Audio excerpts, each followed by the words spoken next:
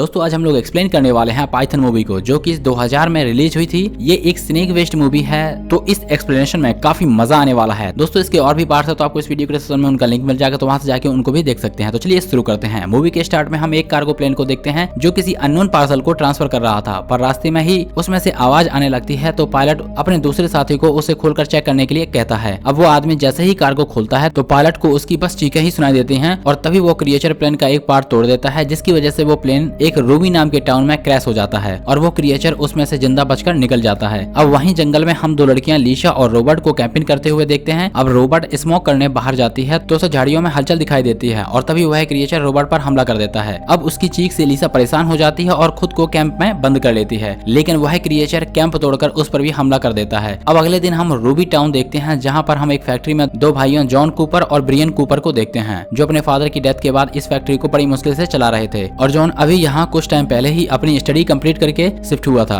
और उसे इस फैक्ट्री में कोई इंटरेस्ट नहीं था। फिर वो अपने एक दोस्त टॉमी के साथ लेक की तरफ जाने लगता है, जहाँ उसकी गर्लफ्रेंड क्रिस्टिन और टॉमी की गर्लफ्रेंड टेरेसा उसका वेट कर रहे होते हैं। अब वहाँ पहुंचकर हमें पता चलता है कि जॉन के आने से पहले क्रिस्टिन ने डिप्टी ग्रेग से एंगेजमेंट कर ली थी, लेकिन वो उसके साथ खुश नहीं थी, इसलिए जॉन के आने के बाद उसने एंगेजमेंट तोड़ दी थी। अब वो लोग वहाँ मस्तियां करने लगते हैं कि तभी क्रिस्टिन एक पाइथन को देखकर डर जाती है, और उसे देखकर जॉन और टॉमी समझ जाते हैं कि ये पाइथन लीशा का है। अब तभी वहाँ पर डिप्टी ग्रेग पहुंच जाता है और बताता है कि लीसा कल से मिसिंग है, और वो उसका पाइथन लेकर चला जाता है। और दूसरी तरफ शेरिफ वेड को लीसा की डेड बॉडी मिल जाती है, लेकिन उसे देखकर ऐसा लग रहा था जैसे उस पर किसी ने एसिड डाला हो। और ग्रेग भी वहाँ पहुंच जाता है और उसे जॉन पर शक होने लगता है, क्योंकि पूरे टाउन में उन्हीं की फैक्ट्री है जो एसिड का काम करती है। दूसरी तरफ टॉमी जॉन को फैक्ट्री छोड़ रहा होता है, तब उसे याद आता है कि वो एक घर में अपना कैमरा भूल गया है। टॉमी रियल एस्टेट में काम करता था और उसके पास आज टाइम नहीं होता, तभी वह जॉन को बाद में वहाँ से कैमरा लाने के लिए कहता है। अब जॉन जब फैक्ट्री पहुँचता है तो वहाँ ग्रेग उससे इंटरोगेशन करने लगता है, लेकिन उससे ऐसा कुछ साबित नहीं होता है कि इन सब के पीछे जॉन का हाथ है। अब अगले सीन में हम डॉक्टर एल्टन रोडोल्फ को देखते हैं, जो एक हर्पेटोलॉजिस्ट है और कार्गो प्लेन में पार्सल इन्हीं का था।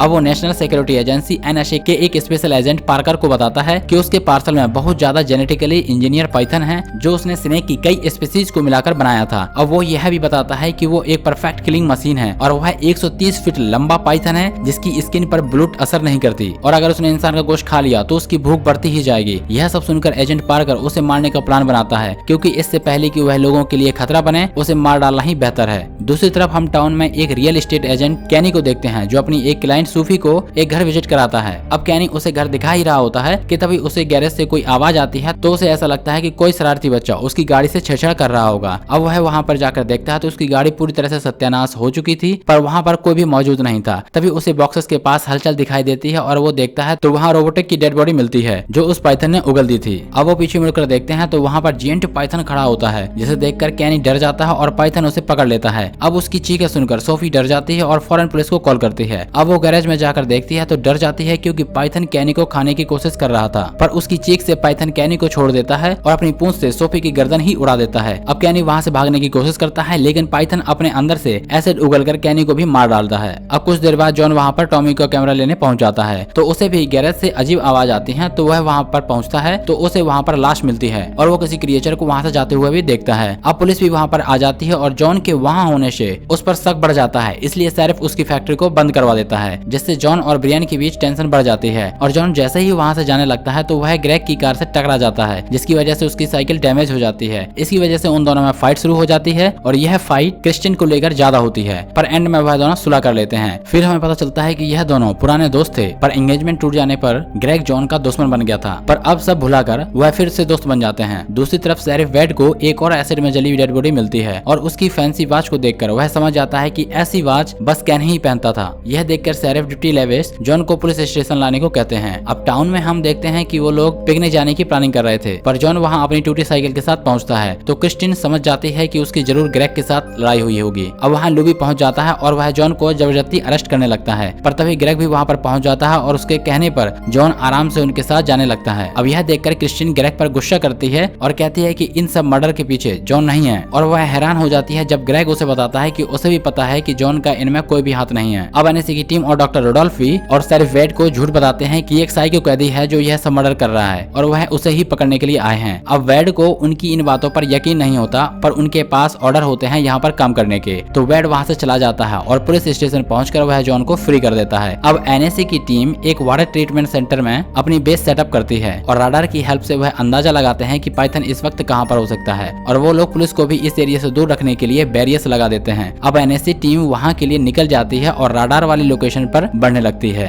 और अब वो उस लोकेशन पर पहुंच जाते हैं और वह समझते हैं कि पाइथन सो रहा है। तो एजेंट पार्कर के कहने पर टीम उस पर फायर और गोले बरसाने लगती है और जब उन्हें कोई मूवमेंट दिखाई नहीं देती तो वह वहां पर जाकर देखते हैं तो वह पाइथन के शरीर की स्किन होती है। अब एजेंट पार्कर समझ जाता है कि यह जरूर उस पाइथन का कोई जाल है और तभी वह पाइथन उसकी पूरी टीम पर अटैक करने लगता है और उन्हें मारने लगता है। और अब डॉक्टर रुडोल्फ और एजेंट पार्कर ही बचते हैं और डॉक्टर उसे हिलने से मना करता है क्योंकि पाइथन उनके पास ही था और वह छोटी सी भी मूवमेंट पर उन पर हमला कर सकता था। पर एजेंट पार्कर उसकी नहीं सुनता और वह उस पर फायर करने का सोचता है, लेकिन पाइथन उसकी मूवमेंट पर ही उसे मार डालता है और डॉक्टर रुडोल्फ जरा भी मूवमेंट नहीं करते तो पाइथन उसे जिंदा छोड़कर वहां से चला जाता है। अब रात में हम देखते हैं कि टेरेसा, टॉमी, जॉन और क्रिश्चियन का सुबह में एक ट्रिप पर जाने का प्लान होता है। अब सुबह उठते ही टेरेसा शॉवर लेने लगती है कि तभी पाइथन उसके घर में घुस आता है और वह टेरेसा पर अटैक करने लगता है। अब टेरेसा उसे देखकर डर जाती है और वह उसकी आंखों में शैम्पू डाल देती है, लेकिन उससे कुछ नहीं होता क्योंकि वह बेबी शैम्पू था। अब तभी उसकी चीख सुनकर टॉमी भी जाग जाता है और वह उसे आवाज देने लगता है। अब मौका का फायदा उठाकर टेरेसा वहां से भागती है और वो टॉमी को भी भागने को कहती है, लेकिन वह उसकी सुनता ही नहीं और पाइथन टॉमी को खा जाता है। अब टेरेसा फौरन उसकी गाड़ी की की लेकर वहां से भागने लगती है और पाइथन उसका पीछे करने लगता है। अब भागते हुए पाइथन उसके सामने आ जाता है, उसकी गाड़ी के टायर्स को फाड़ देता है। यह देख टेरेसा फौरन गाड़ी से उतरकर भागती है और चट्टानों के बीच में छुप जाती है जहां तक वो पाइथन नहीं पहुंच पाता। और दूसरी तरफ जॉन और क्रिश्चियन को वो लोग पिक करने नहीं आते और वो उनका कॉल भी नहीं उठाते तो वह खुद उनकी तरफ जाने लगते हैं। अब रास्ते में उन्हें टॉमी की गाड़ी दिख जाती है, लेकिन वह दोनों वहां पर नहीं दिखाई देते तो क्रिश्चियन गाड़ी की हॉर्न से उन्हें बुलाने लगती है। इसकी वजह से पाइथन टेरेसा को छोड़कर क्रिश्चियन की तरफ बढ़ने लगता है। अब क्रिश्चियन इतने बड़े पाइथन को देखकर डर जाती है और गाड़ी में जाकर खुद को बचाने लगती है। यह देखकर जॉन फौरन ही उसे गाड़ी से निकाल लेता है और पाइथन का सर गाड़ी में फंस जाता है। तो उन्हें मौका मिल जाता है वहां से भागने का और वह अपनी साइकिल से वहां से भागते हैं। अब दूसरी तरफ नाइट ड्यूटी करते वक्त डिप्टी ग्रेग और डिप्टी लेविश गाड़ी में ही सो जाते हैं। अब ग्रेग लू से कांटेक्ट करता है और उसका कोई भी आंसर नहीं मिलता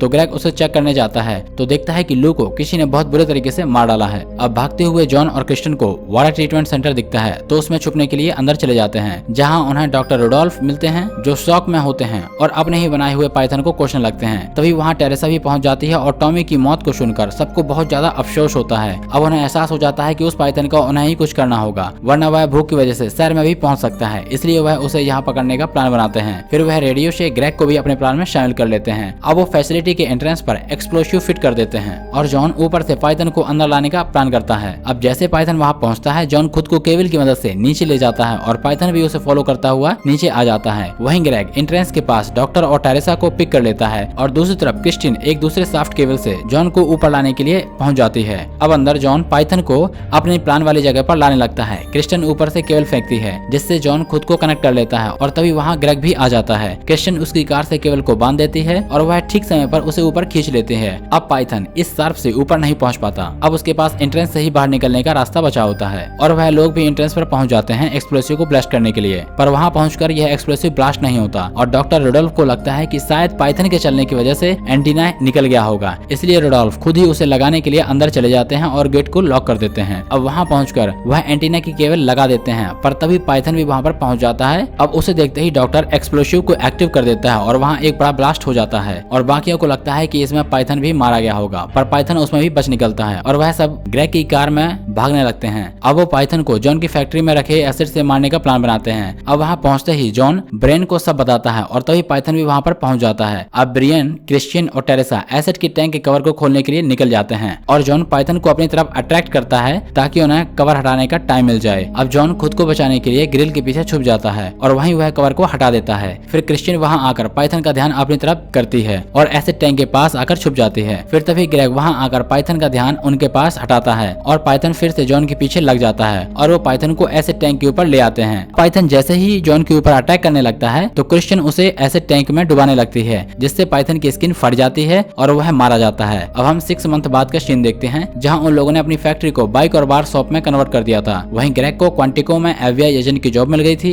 और तभी जॉन को पता चलता है कि वह फादर बनने वाला है, जिस पर वह बहुत खुश होने लगता है और यह शानदार मूवी यहीं पर एंड हो जाती है। तो दोस्तों इसके आगे की कहानी आपको पार्ट 2 में देखने को मिलेगी, जिसका वीडियो का लिंक आपको इस वीडियो के डिस्क्रिप्शन में मिल जाएगा, तो वहां से जाके आप देख सकते हैं। तो दोस्तों आपको ये एक्सप्लेनेशन कैसा लगा मुझे कमेंट बॉक्स में बता सकते हैं। अगर आपको अच्छा लगा तो वीडियो को लाइक कर लीजिएगा और चैनल को सब्सक्राइब कर लीजिएगा। Thank you.